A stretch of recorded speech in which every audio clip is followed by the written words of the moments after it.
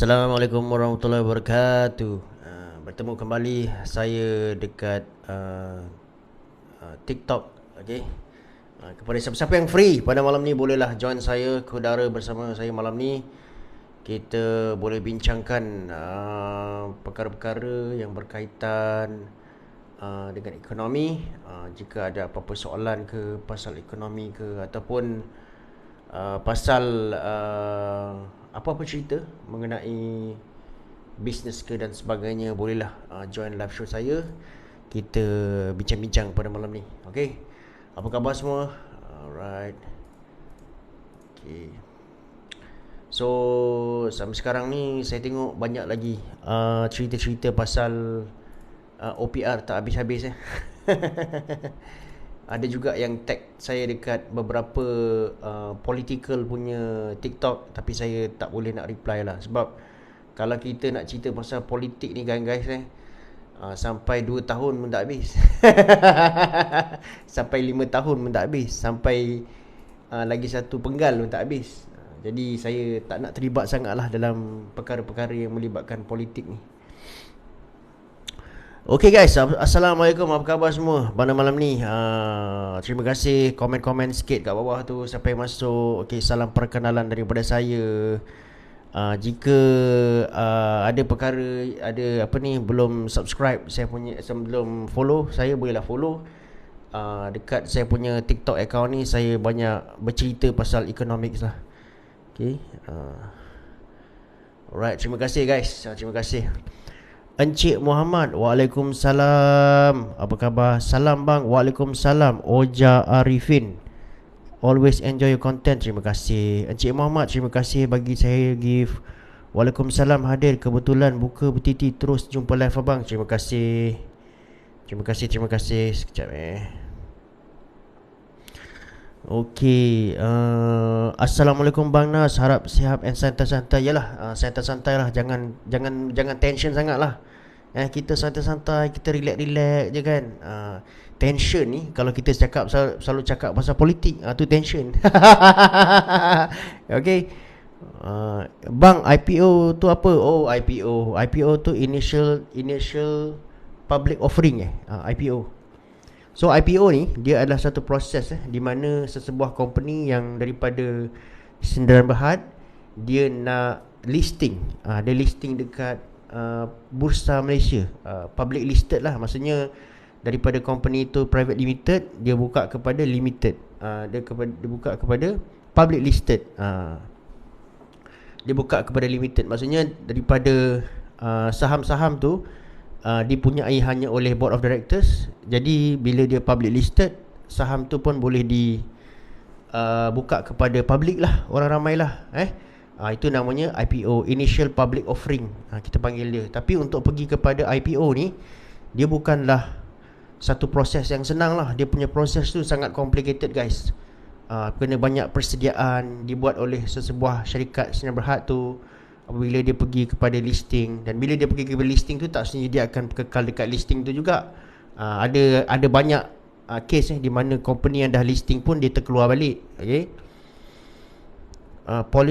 Polifik tak apa bang, akan tetapi Polifik, okay. Miti ada buka saham khas Bumi Putra kan? Ya. Right. Okay guys, kepada korang yang dah masuk saya punya FBM, KLCI. FBM ni kalau tak salah saya lah, dia point yang 1,000 point, itu FBM KLCI lah. Dia ada term, saya dah lupa guys nama full dia. Tu apa, FBM tu apa, dah tak ingat lah. Tapi saya rasa tu berkaitan dengan point-point dekat Bursa Malaysia, yang mana kalau point tu 1,400, 1,200, itu kita panggil FBM kot. Waalaikumsalam Al-Hafiz 9464, terima kasih. Terima kasih. Macam mana saham syarikat dinilai? Tu saya kena buka buku balik lah. FTSE KL Composite Index. Okay lah. Okay. Jadi cerita pasal IPO ni masih lagi orang cakap tu tak habis lah. Ada banyak lagi persoalan-persoalan yang saya perlu jawab lah. Bro, dulu memang study bidang ekonomi ke? Ya, saya study bidang ekonomi. Saya ambil saya ambil degree economics dekat kemudian saya ambil MBA lah dekat UTM. Itu saya punya educational background lah. Lepas tu saya bekerja lah. Saya mula-mula saya masuk, lepas saya graduate tu saya masuk dekat banking and finance lah. Bang, lepas tu saya pergi ke beberapa company. Okay.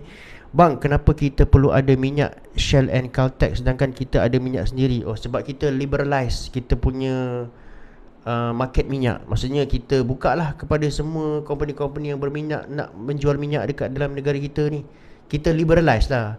Kalau kita hanya buka kepada Petronas sahaja, maksudnya kita tak liberalize market kita lah. Kita tak open market kita.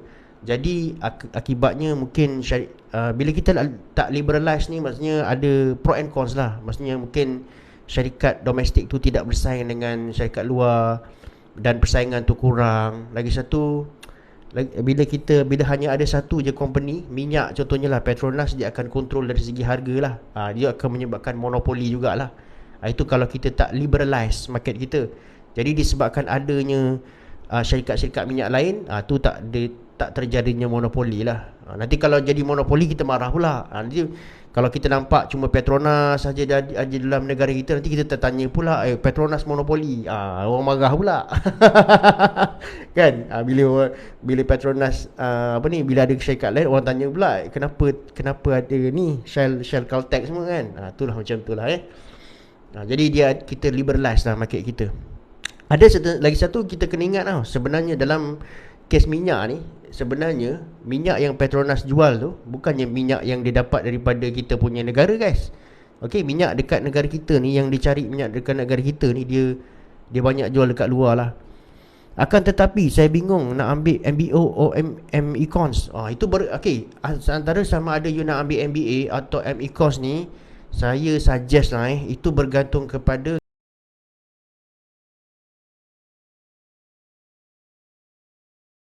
career you sekarang. Okay, itu bergantung pada career you sekarang lah. Kalau kata you lebih kepada macam corporate, lebih kepada macam business administration ke business development ke, okay, kalau you terlibat dalam lebih lagi dalam bidang management dalam bidang management, saya rasa lebih baik go for MBA lah. Cuma saya nak advise jugalah, kadang-kadang ada banyak perspektif daripada graduate kita di mana dia ambil degree, dia terus ambil MBA. Kemudian saya dulu masa saya dekat corporate dulu, saya pun interview orang juga sebelum masuk ke company. Saya one of the panel lah, interviewer Jadi apa yang saya nampak adalah kebanyakan orang, dia daripada degree tu dia tak ada experience, kemudian dia ambil MBA, and they expect bila dia ambil MBA tu, dia expect dia dapat jawatan jadi manager. Salah tu, guys. Kita tak boleh nak bagi jawatan manager tu sebenarnya. Kalau kata you dalam you bekerja ni, you ada experience. MBA ni pada saya lah, kalau saya tak tahu pada pandangan orang lain, pada saya MBA adalah lebih sesuai kepada orang yang ada experience, yang pada masa tu dia dah bekerja few years, okay, at least 5 years lah. You dah bekerja and then you nak upgrade you punya career, and better ambil MBA lah. Econs ni dia agak technical sikit. Dia agak technical sikit. Unless you bekerja dalam bidang yang melibatkan analytics tu, ambil Econs bagus lah. Awal benar live malam ni abang ni awal berbenar live malam ni bang. Awal sikit malam ni sebab anak saya tidur awal. Saya dah suruh dia tidur awal-awal, besok nak sekolah. Sorry guys, kalau saya ada terlepas komen, baca you punya komen tu, saya minta maaf lah. Okay, kalau boleh memang saya nak baca semua komen, tapi sometimes saya terlepas juga, saya minta maaf lah. Okay, akan tetapi yes, tak boleh jerit-jerit, anak saya dah tidur. Bang, apa pendapat abang umur 40 baru beli rumah, okey tak? Kewangan sempit jika beli rumah sekarang. Guys, sebenarnya guys, dia bergantung kepada you punya kewangan. Okay, saya beli rumah masa tu umur saya sangat muda. Cuma advantage-nya adalah bila kita beli rumah pada usia muda ni, kita tarik panjang tak apa. Bila kita tarik panjang, kita punya pembayaran tu pun sikit lah, bayaran bulanan kita kan guys. Tapi dia bergantung pada you punya kewangan. Kalau kata bila you nak buat loan aja, Every time you nak buat loan aja, mesti you tengok you punya kewangan you lah. Kalau you tak mampu, tak apa. Kalau kata umur 40 tahun baru you mampu beli rumah, 40 tahun belilah, kan? Tu you yang tahu, you yang tahu uruskan kewangan you all. Saya tak tahu kan. Jadi tengok kesesuaian. Macam, tapi kalau saya lah, dulu saya beli rumah muda-muda sebab saya boleh mampu beli rumah masa tu kan. Tapi kalau kata yang tak mampu tu, mungkin kena sewa dululah. Macam kawan saya pun sampai sekarang pun ramai je yang menyewa kan, masih tak beli rumah lagi. Tapi bergantunglah kepada kewangan masing-masing. Setiap orang tahu kewangan dia kan. Ifa, terima kasih Ifa bagi saya gift. Terima kasih banyak-banyak. Cuma itulah, bila kita beli muda, kita boleh tarik panjang. Kita punya, lagi satu, masa saya beli rumah dulu, itu adalah masa saya beli rumah dekat Johor Bahru lah. Masa tu rumah masih dalam harga yang reasonable lah. Tak macam sekarang lah, harga rumah memang susah kan. Memang gila gaban punya lah. Tuan Nas, boleh tak kerajaan halang? Guys, kalau saya terlepas baca je punya komen, jangan marah minta maaf Saya cuba baca semuanya, tapi kadang-kadang terlepas. Tuan Nas, boleh tak kerajaan halang bank negara dia naikkan OPR? Okey. Soalan ni. Okey, nak saya jawab ke soalan ni? Guys, minum air kejap Bismillahirrahmanirrahim. Okey. Boleh tak kerajaan, saya nak jawab soalan ni. Soalan ni sangat menarik dan soalan ni sebenarnya banyak dipolitikkan, tapi saya tak berminat nak bercakap pasal politik guys Saya bercakap based on economic principle je. Boleh tak kerajaan halang bank negara untuk stop naikkan OPR? Cuba jawab dekat sini. Kira kerajaan yang memerintah sekarang ni dia nak halang, dia nak stop. Okey, dia nak stop bank negara daripada naikkan OPR. Boleh ataupun tidak? Cuba jawab dekat situ. Cuba kita just tak, dia bukan soal salah atau betul guys. Tak apa, kita bincang aja malam ni kan. Setiap orang tu dia ada pandangan masing-masing guys dia tak ada betul atau salah. Dulu saya belajar MBA, masa saya belajar MBA saya punya lecturer tu, saya cakap dengan saya, dia tidak ada betul atau salah. Jawapan you tak ada betul atau salah. You kalau kata you betul, you cakap kenapa. Kalau salah, cakap kenapa. That's it. Tak boleh. Okey, tak boleh. Boleh.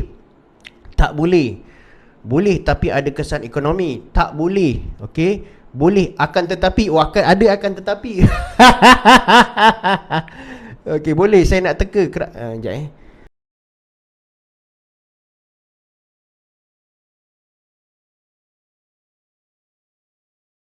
Boleh, kerajaan boleh halang, tapi mesti ada kesan negatif pada bank negara. Okey. Of course lah boleh, tapi tengok apa akan jadi kat Turki. Boleh sangat. Okey.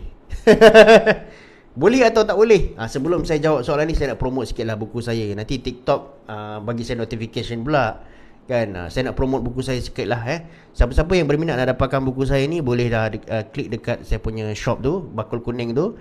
Buku ni mengisahkan tentang saya punya sejarah perjalanan saya lah, masa saya membina bisnes masa 7-6 tahun lepas. Saya mengembangkan pasukan secara online saja pada masa tu, untuk saya start bisnes saya lah pada masa tu. Kalau berminat, boleh dapatkan buku ni lah. Okay guys, saya nak jawab soalan tadi tu. Boleh ataupun tidak sesebuah kerajaan tu control central bank kita? Dan kalaulah even central bank ni, kita faham bila dia nak setkan OPR tu, dia buat keputusan tu daripada Monetary Policy Committee, MPC. MPC ni diketuai oleh Governor Bank Negara. Dan MPC ni adalah satu keputusan yang mana anggota komiti dia adalah daripada ekonomis, ahli-ahli ekonomi, pakar-pakar ekonomi duduk dekat situ lah. Dan lagi satu, ada juga ahli ekonomi luar yang tidak bekerja dengan bank negara, tetapi dijemput untuk duduk di dalam Monetary Policy Committee tu. Contohnya, kalau tak salah saya lah, Profesor Dr. Yeh Kim Ling. Yeh Kim Ling ke, daripada Sunway University tu. Sebelum tu ada juga ahli ekonomi daripada Maybank yang duduk dekat situ, tapi dia dah tukar lah. Okey, bila dia buat keputusan dekat MPC ni akan discuss dan dia akan bincangkan. Okey, dia akan tentukan, dia buat keputusan berapa banyakkah OPR yang kita perlu turunkan, naikkan ataupun kekalkan. Jadi kalau kita tengok dari segi struktur organisasi, bank negara ni sebenarnya di bawah MOF, Ministry of Finance. Ministry of Finance tu diketuai oleh, of course, menteri lah, dan sekarang ni Perdana Menteri. Jadi boleh ke tidak kalau kata MPC ni, dia kata dia nak naikkan OPR tapi kerajaan kata jangan. Jawapannya of course lah boleh. Of course lah boleh, kan? Of course boleh. Kenapa pula tak boleh? Boleh. Akan tetapi dia ada akan tetapi dia. Akan tetapi. Akan tetapi, okey? Boleh. Dia boleh cakap jangan naikkan OPR, dia boleh buat, okey? Akan tetapi, okey? Secara tradisinya, penetapan overnight policy rate ni memang diberikan kuasa dan authority sepenuhnya oleh kerajaan untuk MPC buat keputusan. Okey, dia bagi. Contohnya macam kita dalam satu company ni, okey, kita ada beberapa department kan Saya sebagai CEO lah, for example kan, ada beberapa department, contohnya macam finance. Finance ni dia buat keputusan untuk approve atau tidak purchase sesuatu perkara tu. And then finance cakap, saya boleh cakap dengan finance, saya nak override dia punya authority. Boleh. Tapi saya pun boleh cakap dengan finance, saya bagi you kepercayaan untuk buat keputusan, justifications based on you punya kepakaran. Boleh saya cakap macam tu? Kenapa tak boleh? Kan? Jadi secara tradisinya, memang kerajaan memberikan authority kepada pakar-pakar ekonomi. Bukan pakar ekonomi lah, dekat dalam situ bukan saya pakar ekonomi dalam MPC tu, untuk buat keputusan menetapkan berapakah banyak OPR. Of course lah, dia orang ada sebabnya, dia orang dah buat kajian, analytics dan sebagainya kan. Jadi tapi katalah once kerajaan memecahkan tradisi ni, di mana dia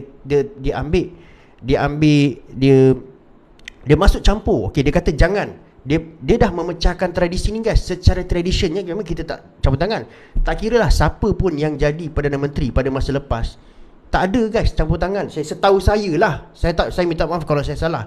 Setahu saya tak ada guys. Tapi kalau kata the government of today break the tradition untuk campur tangan, dia kata tak boleh naikkan OPR, jangan naikkan OPR. Of course dia boleh buat.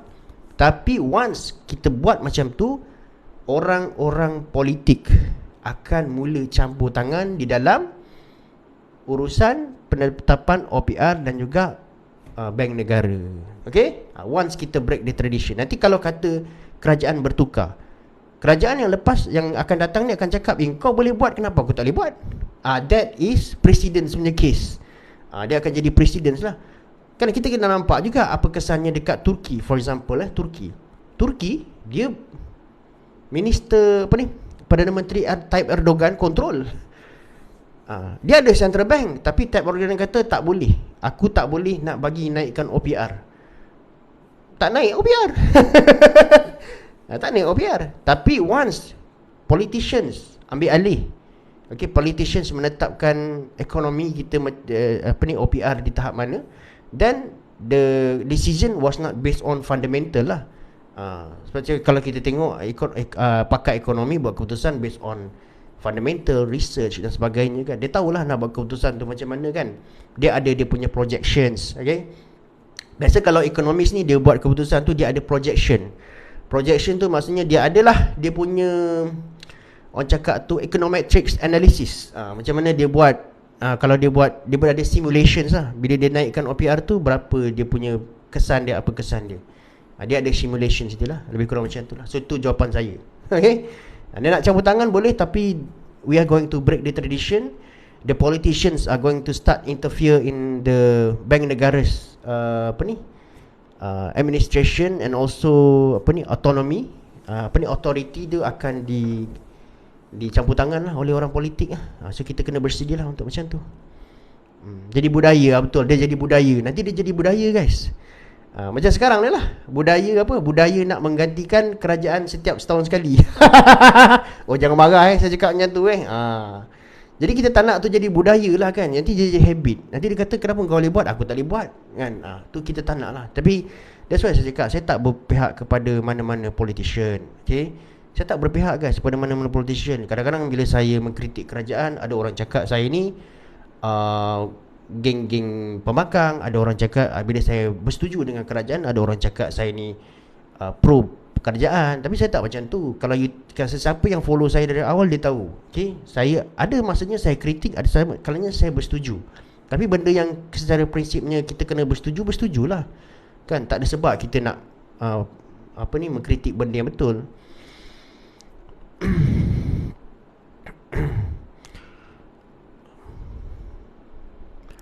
OPR apa cerita bang? Tadi baru cerita pasal OPR.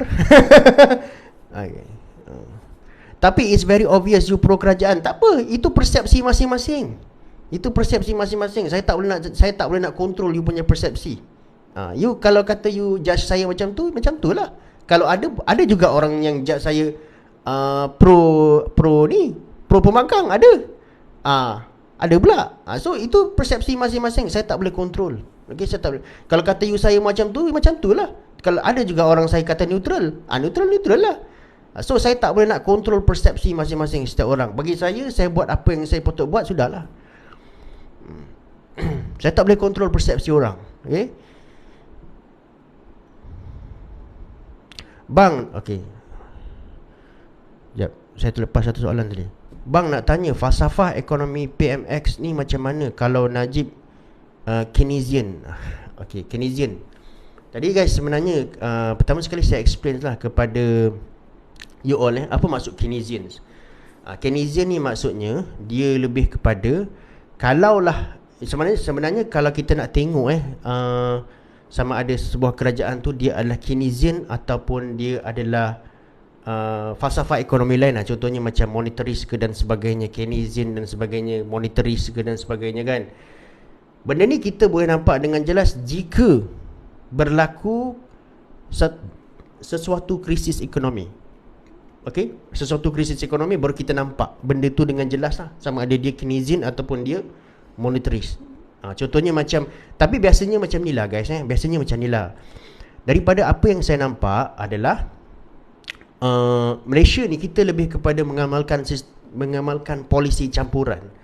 Kita tak boleh nak kata kita pro Keynesian. Kalau kita baca pun mana-mana buku ekonomi pun ada orang cakap kita lebih kepada campuran. Maksudnya bila kita implement Keynesian punya polisi, kita pun implement monetaris punya polisi. Kan kita melaksanakan kedua-duanya. Maksudnya bila kita kata Keynesian ni lebih kepada bermain dalam tax and government government expenses dan juga tax. Okay. Tapi kalau monetaris dia lebih kepada mengawal penawaran wang di dalam ekonomi. Tu beza antara Keynesian dan juga ni lah. Tapi pada saya nampak dia lebih kepada campuran lah. Guys, bantu saya untuk tap like dan kalau boleh share-sharekan lah saya punya live ni kan. Share-sharekan lah saya punya live. Tap screen bagi saya 10k ke. At least bagilah saya 10k, okay.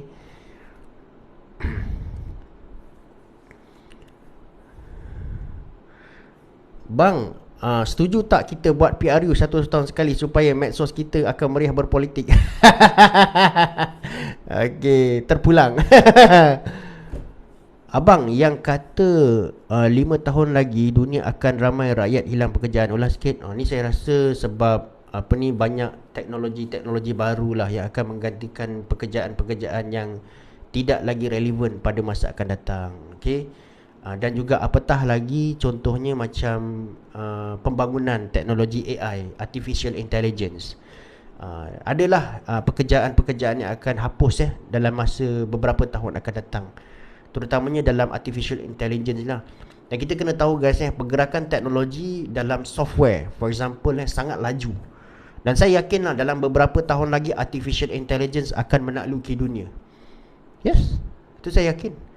Dan bila artificial intelligence menakluki dunia, okay, banyak pekerjaan-pekerjaan yang akan lupus. For example, modeling, orang buat modeling, orang upah untuk buat model, kan? Modeling, siapa yang bekerja sebagai model, for example, bersiap sedia lah. Saya rasa pekerjaan modeling akan pupus. Sebab apa? Artificial intelligence akan boleh gantikan tu. Dekat artificial intelligence boleh gantikan model. Kalau contohnya lah, kita adalah sebuah company yang mengeluarkan baju. Biasa baju ni dia akan hire model-model kan. Jadi company-company yang kecil ni, for example yang tak mampu nak upah model-model yang mahal-mahal dan sebagainya kan, dia akan buat pakai AI je. Dan bila teknologi AI ni semakin berkembang, dia akan jadi lebih murah lah guys. AI generate gambar model lagi lawa dari manusia biasa. Yes, of course. Of course lah, kan? Of course. So ada banyak peluang pekerjaan yang akan hapus dalam masa akan datang, especially lah apabila AI menakluki dunia. Itu saya pasti, for sure we are heading into that direction. So bersedialah. That's why that's why lah kalau kata especially lah adik-adik graduan yang belajar kan you tak boleh cakap degree saja dah cukup. Tak cukup guys, degree tak cukup. Jadi apa yang bagus adalah kalau you ada specific skills dalam perkara-perkara tertentu lah. Lagi satu ialah macam ada orang cakap lah, ada satu profesor tu yang cakap kita naikkan dulu gaji sebelum nanti dah lepas tu kita naik productivity. Kan saya ada buat satu video pasal tu kan. Saya tak setuju, saya kurang bersetuju bab tu sebenarnya. Based on pengalaman saya lah dalam industri sebenarnya. Okay. Tak boleh buat macam tu guys nanti industri kita run up. Sebab kalau kata saya ada banyak masa saya dekat industri dulu guys saya banyak nampak satu keadaan ni di mana apabila ada company-company yang dia terpaksa naikkan gaji pekerja dia terpaksa sebab dia takut hilang pekerja tu. Tapi kalau kata dia mudah untuk menggantikan pekerja tu, tak ada, dia tak naikkan. Sebab tu banyak company yang masa saya dekat industri dulu ada certain engineer ni yang mana dia control machine. Okay, machine tu dia adalah satu machine yang complicated. Terima kasih Ben bagi saya give. Dia hanya perlukan skill yang spesifik untuk control machine tu. Dan dia memerlukan contohnya masa yang lama. Contohnya 1 tahun untuk training, 1 tahun guidance daripada supervisor 1 tahun untuk control mahir menggunakan mesin tu. Dan apabila dia mahir je, dia mahir a few years, dia nak tender resignation, ada company yang bagi dia better offer for example, company tu terpaksa naikkan gaji dia. Kenapa? Sebab apa? Ada specific skill. Dia ada specific skill. Lagi satu kalau kata contohnya kan, kalau kata kita biasa kita tak ada skill yang spesifik, yang memang skill yang special. Lepas tu kita cakap dengan bos kita, bos aku nak naik gaji. Aku nak naik gaji bos. Lepas tu bos kita akan cakap apa? Kenapa kau nak naik gaji? Kenapa kau nak naik gaji? Okay, kalau bos naikkan gaji saya akan naikkan saya punya productivity. Kita janji dengan bos kita macam tu kan. Lepas tu bos kita cakap apa tau? Okay, terima kasih, Assalamualaikum, salam tangan kau. Okay, boleh berambus. Sebab apa? Lagi 100 orang tunggu kita kat luar guys. That is the reality. That is the reality. Jadi kalau kita mudah digantikan, skill kita mudah digantikan, bos kita tak kisah pun. Kita keluar, 100 orang akan gantikan tempat kita. Tapi kalau kita ada specific skill, susah. Sebab itulah kalau guys kalau kata you all belajar you kena ada kemahiran lah. Contohnya kalau kata you buat degree kan, pilih satu contohnya certified program ke, professional course ke, yang boleh upgrade you punya value. Itu pandangan saya lah. Okay. Bang, setuju tak gaji starting entry level almost stagnant since 20 years ago compared to inflation? Saya sangat setuju. Saya dalam industri dah lama guys. Saya sangat setuju. Itu memang tepat sekali. Kita punya starting entry level memang stagnant. Okay. Memang cukup stagnant. Dah lama guys. Saya daripada awal saya dah dekat 20 tahun saya graduate dulu. Gaji saya hampir sama dengan gaji sekarang entry level 2,000 kalau tak salah saya yang ada degree.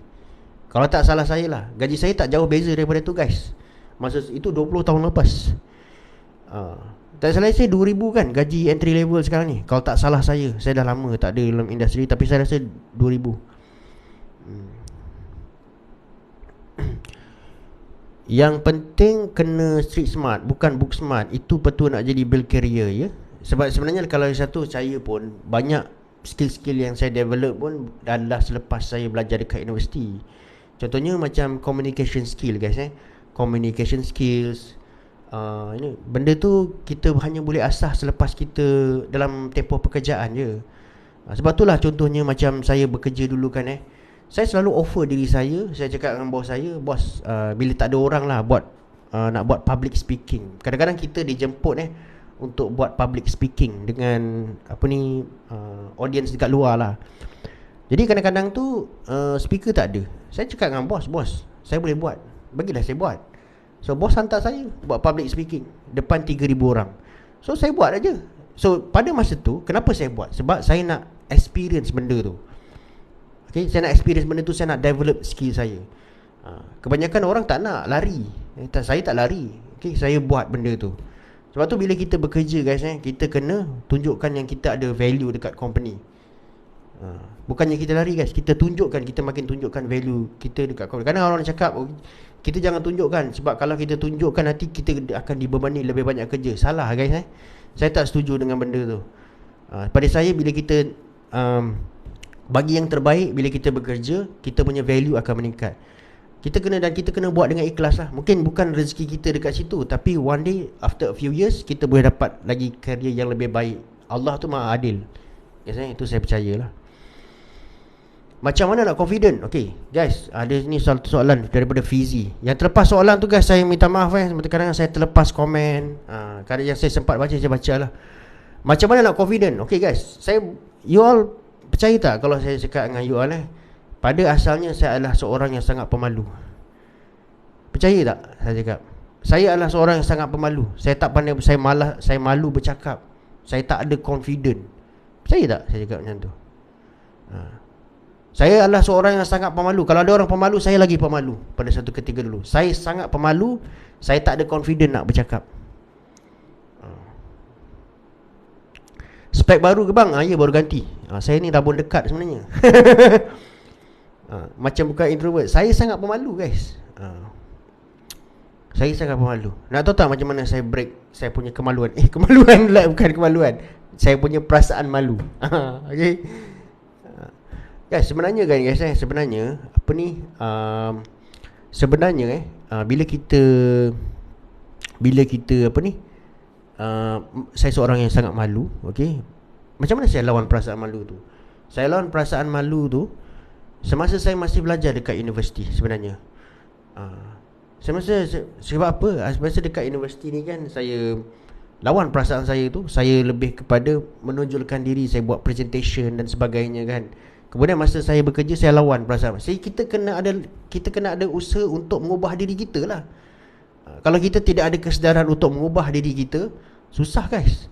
Kalau kita hanya ikut, go with the flow, kita kata diri kita macam ni, kemudian tak apalah aku macam ni, kita tak nak lawan. Memang kita takkan keluar daripada proses tu guys. Untuk kita keluar daripada benda tu, kita kena buat. Walaupun kadang-kadang kita cakap tu tergagap-gagap pada masalahnya, tak apalah, kita cuba. Tak apa. Tapi kita kena ada semangat untuk melawan. Kalau kita tak ada semangat untuk melawan, habislah, kita akan jadi macam tu.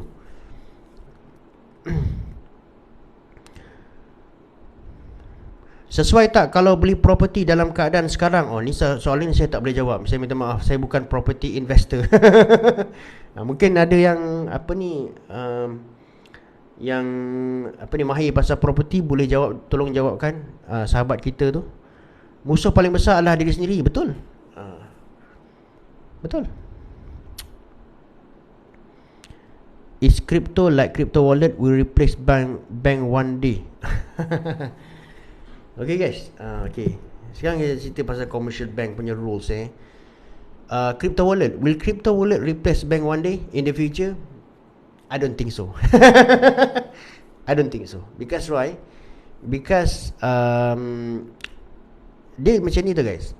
Persoalannya, kalau kripto ni, dia boleh menjadi sebagai satu alat perantaraan yang utama. Untuk kita membeli barang, kita gunakan kripto boleh. Tapi masalah sekarang ni adalah kripto tak boleh nak pergi sampai ke level tu. Kalau dia nak, dia dah lama jadi guys. Kripto wujud dah lama dah. Tapi kenapa kripto tak boleh nak jadi mata wang utama? Sebab apa? Adanya idea, satu lagi idea yang kita panggil sebagai CBDC, Central Bank Digital Currency. Central Bank Digital Currency ni, dia adalah satu digital currency yang lebih kurang sama macam kripto. Tapi pada saya, in the future, CBDC akan menggantikan mata wang kita sekarang ni. It's not crypto, but CBDC. Why? Kenapa saya cakap macam tu? Ni just pandangan saya lah. Kalau saya salah, kalau you all tak setuju, tak apa, tak ada masalah. Okay? Ini just pandangan saya. Why? Because with CBDC, okay, dia akan membuatkan central bank menjadi relevant. Kalau with crypto, central bank akan menjadi useless. Okay, central bank akan lose the authority. Tapi kalau with CBDC, central bank will still have the authority. Okay, so in a country, most central banks tak nak relinquish dia punya authority. Okay, dia tak nak lepaskan authority dia lah. Because kalau dia lepaskan authority dia, dia tak boleh control nilai mata wang tu. Jadi dan dia tak boleh nak buat monetary policy lagi. Jadi with CBDC dia still boleh buat. Okay, dan bila dia buat CBDC dan discuss of CBDC tu, commercial bank akan menjadi relevant. Jadi bagi saya dia akan jadi e-wallet juga, tapi bukan crypto wallet. E-wallet, crypto akan still menjadi satu form of investment. Itu pandangan saya lah. Okay.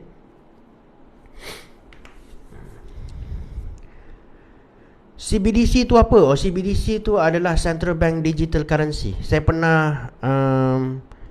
pernah produce beberapa video lah pasal CBDC ni. Boleh tengok balik, boleh scroll video saya. Dia adalah dia macam crypto juga guys, tetapi dia adalah central bank, duit keluaran coin duit digital, mata wang digital yang dikontrol oleh central bank. Sebab tu kita panggil CBDC. Dan CBDC ni bertujuan, salah satu kenapa CBDC ni wujud adalah untuk mengatasi kelemahan di dalam cryptocurrency, yang mana dia punya value cryptocurrency ni kalau kita tengok memang dia fluctuate. Dia sangat volatile, dia sangat fluctuate. Kadang-kadang hari ni value dia macam ni, besok value dia boleh jatuh, kan? Dia macam satu value yang, satu mata wang yang highly speculative. Dia tak konsisten dia punya value. Jadi disebabkan itulah dia tak boleh nak menjadi satu nilai mata wang utamalah untuk medium pertukaran. Okay? Jadi CBDC ni adalah satu lebih kurang macam kripto juga, tetapi dia dikawal dan dia dikontrol oleh central bank ataupun bank pusat. Government is very slow in encouraging the CBDC. Yes. Untuk government Malaysia, memang kita tidak lagi. Saya pernah baca satu artikel yang dikeluarkan oleh Bank Negara.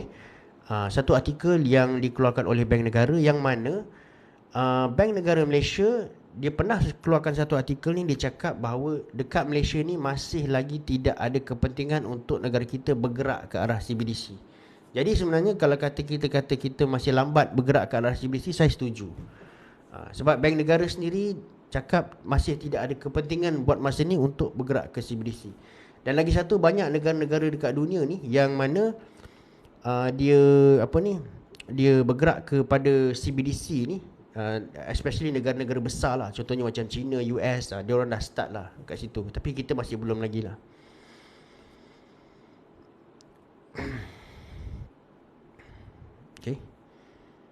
Okay guys, dah pukul 10 ni. Saya rasa saya tak boleh lama lagi. Okay.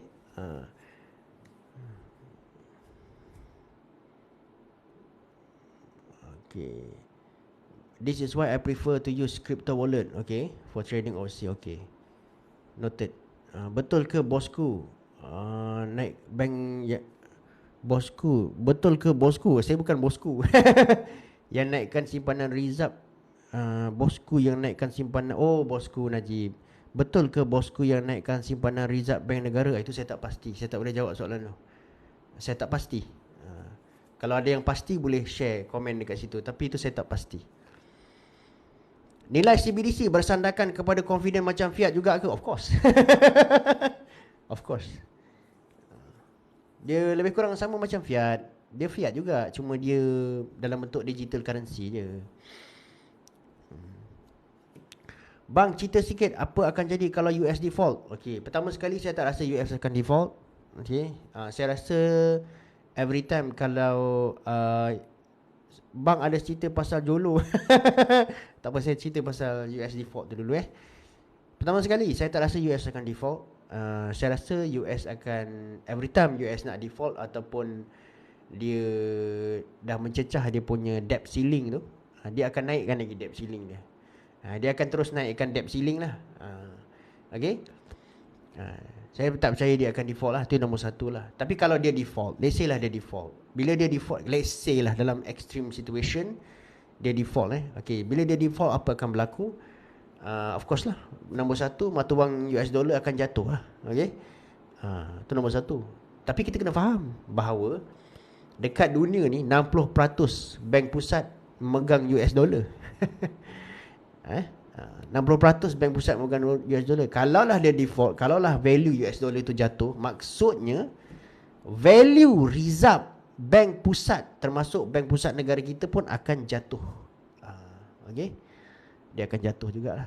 Alright. Dan bila value bank pusat jatuh, dia punya pendapatan pun akan jatuh lah. Okay, itu saya punya pandangan lah. Bang, bila nak cerita pasal Vanguard? InsyaAllah dalam masa terdekat. Bang, betul ke negara kita bukan milik kita tapi milik IMF? Itu menurut teori siapa tu?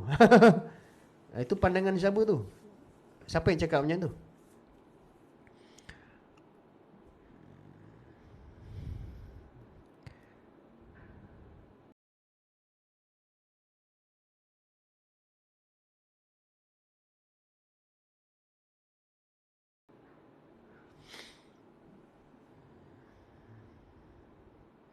Sistem ekonomi yang pakai USD akan default je. Tapi kita kena tahulah, majoriti negara dekat dunia ni memang pakai sistem USD. Dan USD masih lagi merupakan the world reserve currency. Dan trading utama dunia masih lagi pakai USD.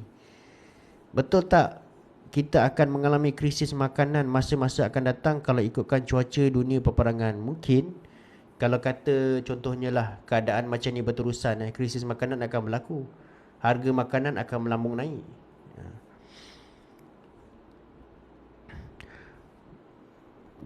Possible tak negara tukar reserve ke mata wang yang lebih kukuh selain USD? Mungkin. Tapi itu memerlukan masa lah. Dan lagi satu, kita kena tahu juga bahawa walaupun kedudukan US sebagai the world reserve currency, akan tetapi dia punya percentage tu mengalami kemerosotan. Satu ketika dulu US punya status, US dollar sebagai status world reserve currency adalah 70%.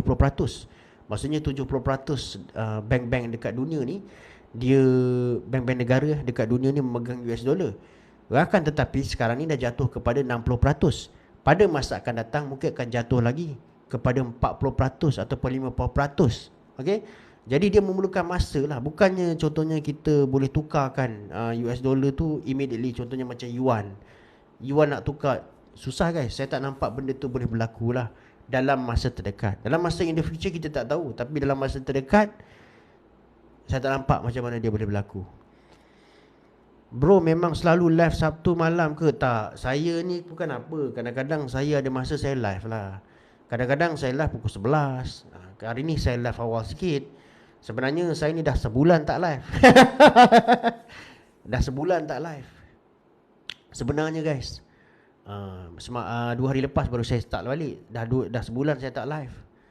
Yalah, Chelsea tak perform kan. Chelsea tak perform, mood tak ada. Kan? Chelsea asyik kalah. Dah lah Champions League musim ni pun belum tentu dapat masuk ke tak. Sedih.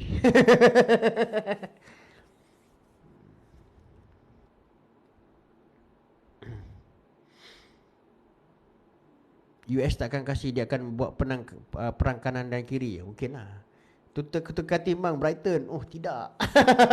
Tidak.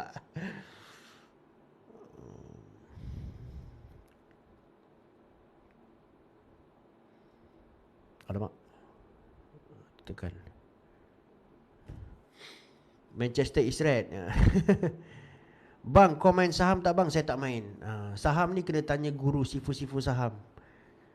Saya tak main Pandangan abang tentang Asian Fund. Dia adalah satu perkara yang boleh dipertimbangkan lah oleh negara-negara ASEAN. Sebab bila Asian Fund ni wujud, macam mana dicanangkan oleh PMX lah, kita tidak lagi perlu bergantung kepada International Monetary Fund ataupun IMF. Dia akan jadi satu alternatif baru kepada, especially lah kepada negara-negara Asia. Seandainya kita, mana-mana negara Asia ni berhadapan dengan krisis ekonomi, Dan jadi tidak perlu lagi bantuan daripada IMF. Sebaliknya kita boleh dapatkan bantuan daripada Asian Monetary Fund ataupun AMF. Dia merupakan satu alternatif lah. Dan sebenarnya idea AMF ni dah lama, bukan baru. Dia dah lama, satu idea yang lama. Tapi pada masa dulu idea ni dikatakan lah dia dicadangkan oleh Jepun, tapi dia tidak dapat sambutan lah pada masa tu sebab China tak support. That's why PMX pergi China, cadangkan idea ni supaya China support. Bila China support, insya-Allah boleh jadilah. Kan?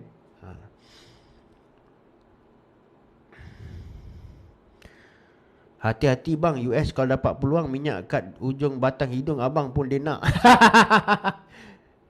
Asia Fund need China support. Yeah, betul. Dia memang perlu China support guys. Kalau China tak support tak boleh jadi.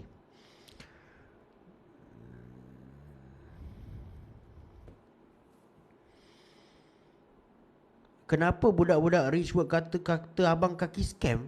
Hah? Saya kaki scam? Ini baru pertama kali saya dengar influencer tele. Dia kata saya kaki scam. Aduh. Ini baru pertama kali saya dengar benda ni. Pertama sekali. Rich work tu apa? Saya pun tak tahu. Apa benda tu guys? Saya pun tak tahu. Saya tak pernah cakap pasal tu dan saya tak tahu tu siapa.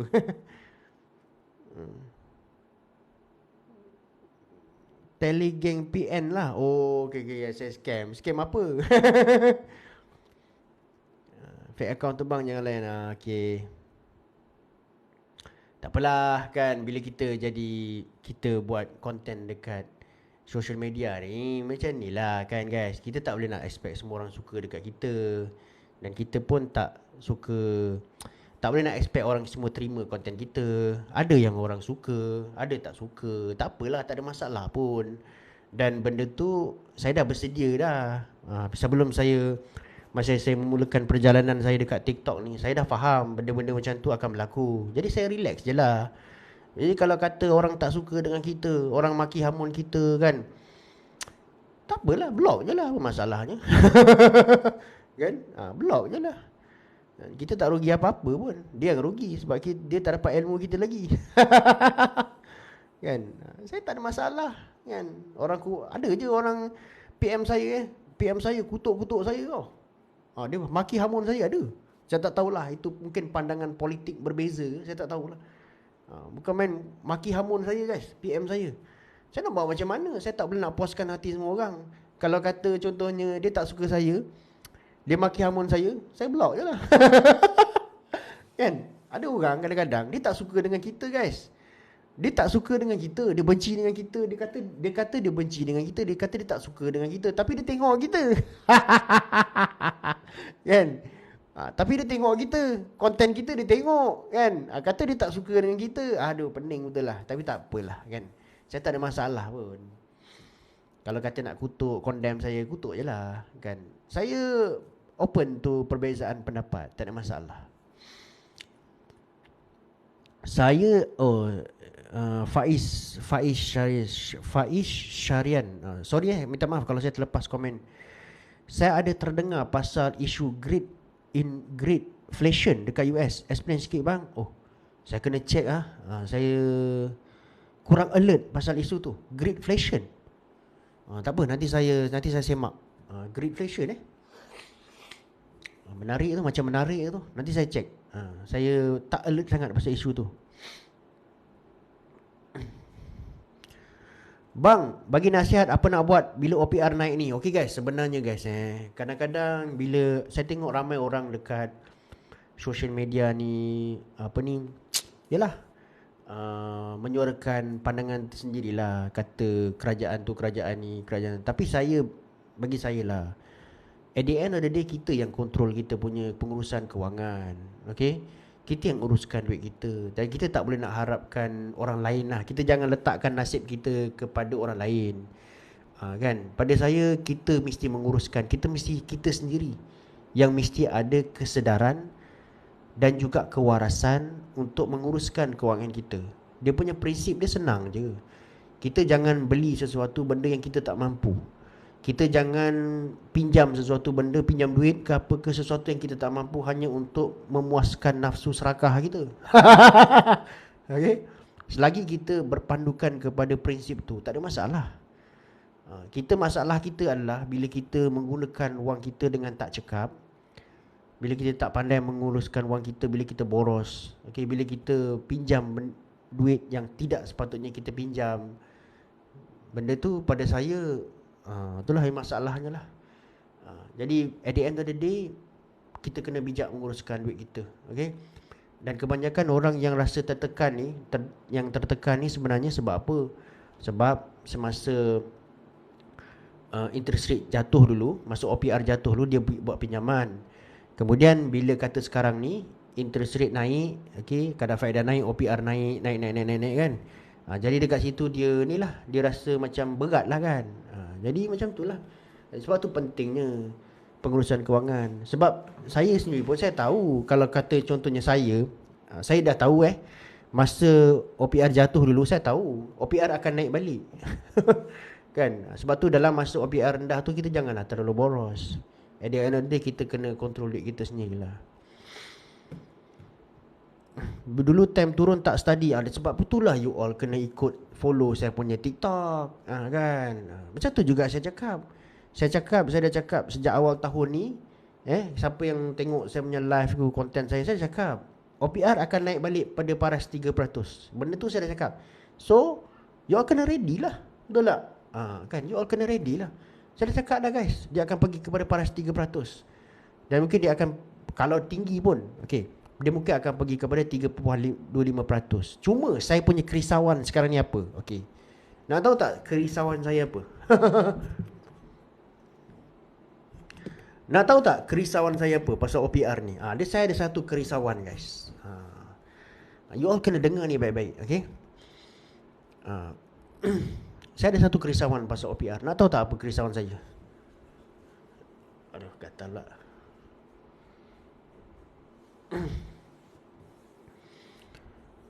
Saya ada satu kerisauan guys. Tuan Nas, ilmu ekonomi dan pengurusan kewangan ni adakah kita boleh kata ia sebenarnya tentang emosi manusia? Boleh, betul juga. Sebab kita mengkaji tentang human behavior. Okay. Kereta saya dah 10 tahun, saya tak nak tukar baru pasal tahu OPR akan naik. Bagus. Saya guys, kalau kata kereta saya tak buat hal, saya pakai kereta tu. Betul. Tapi kereta saya dah berhadapan dengan masalah di mana tau. Saya betulkan itu, rosak ni. Saya rosak ni, betulkan ni, rosak ni. Jadi saya terpaksa tukar. Kalau kata saya boleh pakai lagi kereta tu, saya pakai. Hujan kat luar. Kalau saya boleh pakai kereta tu, saya pakai guys. Saya tak nak beli kereta baru lagi. Sekarang ni saya ada 3 kereta. Okay? Saya ada 3 kereta. Okay guys, saya nak share apa kerisauan saya guys. Okay guys, pasal OPR ni saya ada satu kerisauan. Sekarang ni kita tahu kadar inflasi dekat negara kita, dia sedang jatuh.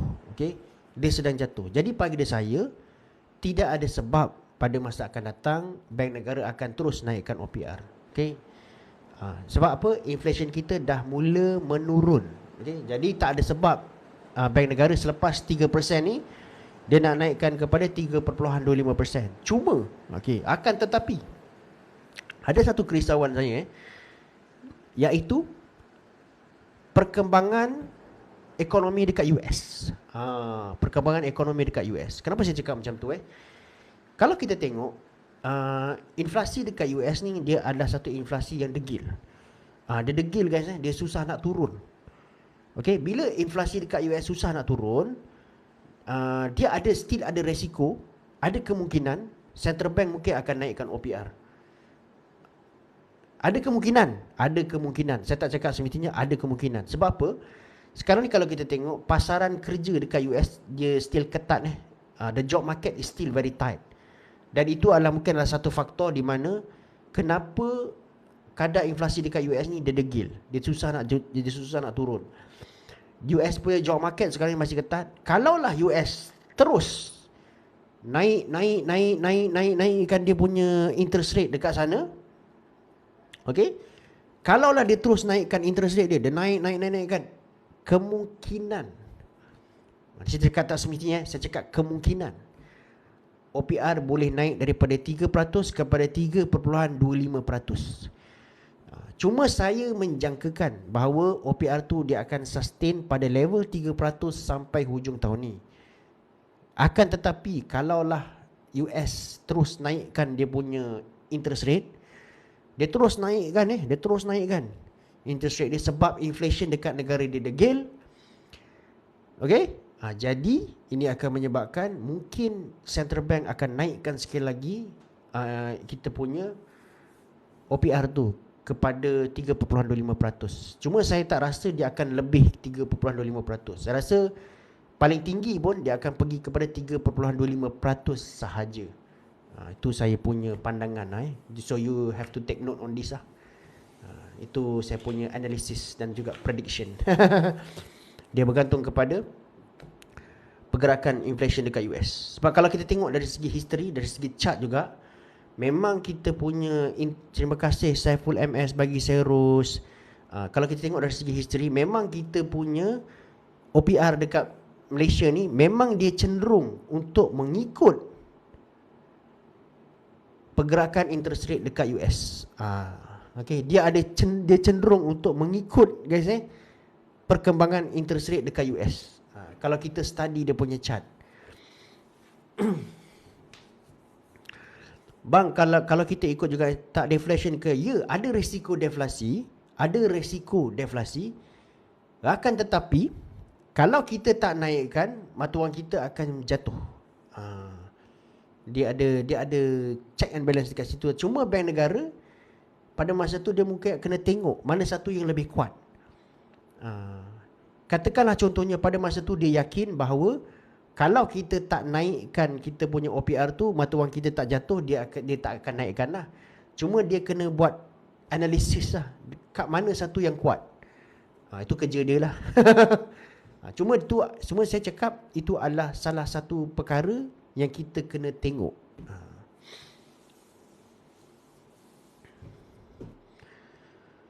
Okey guys, ada soalan nak? Ni saya akan pilih satu soalan terakhir lah. Jika ada soalan boleh tak tulis kat situ. Saya akan tengok dekat situ. ULOC. Saya jawab soalan ni lah, ULOC. Okey. Saya jawab soalan ULOC. 1998 financial crisis. How high is the interest rate at that time? Okey guys, saya nak tanya you all dekat sini. Pada tahun ni soalan last lah sebelum saya end live saya ni. Saya minta maaf lah, mungkin ada soalan-soalan yang saya terlepas, tapi saya nak jawab soalan ni. Okay.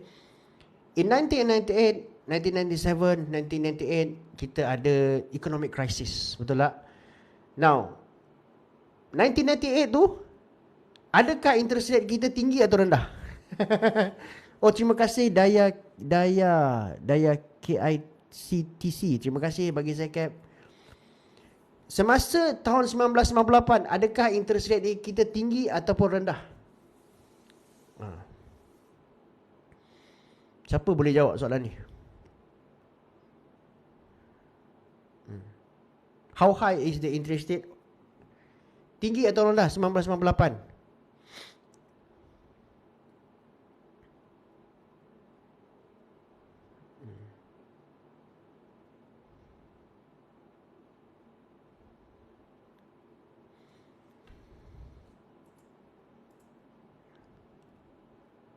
$3.7. 3%. Okey, tak apa.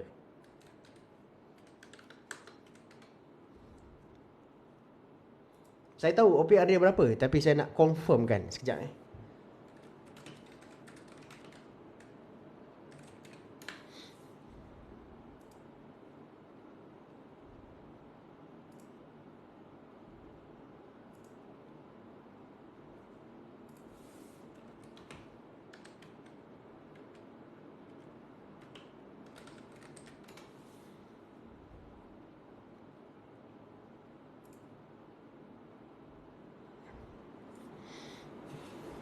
3.25%. Ya. Tapi saya tak nampak dia punya chart lah. Benda ni bagus tu guys, kalau kita dapat tengok. Okay.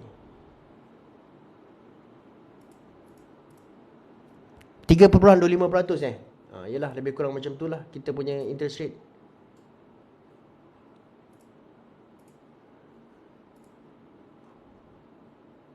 Berapa guys? BLR, pada masa tu dipanggil BLR, best lending rate. 3.25% lebih kurang macam tu lah.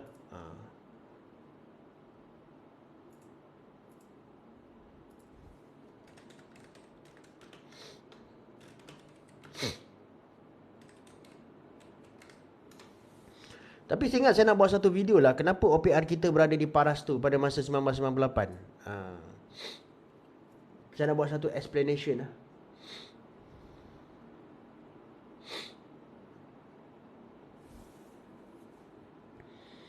Pada masa tu banyak rumah lelong sebab orang tak mau bayar interest rate tinggi sangat. Ya.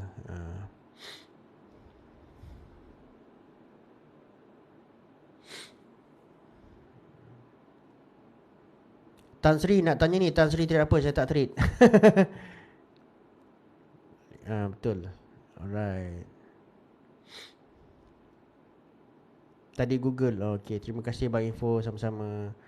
Okay guys, itulah dia. Tapi saya ingat saya nak buat satu video lah, kenapa interest rate pada tahun 1998 dia pada level macam tu. Okay guys, terima kasih banyak-banyak sesiapa yang join saya punya live, dan juga sesiapa yang support saya, siapa yang bagi saya like dan love pada malam ni. Terima kasih banyak-banyak. Okay, 13.5 Mei 1998. Oh, tinggi tu. Tapi tak apa, nanti saya buat satu video kenapa dia tinggi macam tu. Okay, terima kasih banyak-banyak kepada siapa yang join saya pada malam ni. Terima kasih, dan juga siapa yang sudi support saya punya buku tu.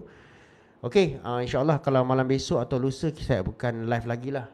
Dan kalau ada beberapa soalan yang saya tak dapat jawab, insyaAllah saya akan buat video. Terima kasih.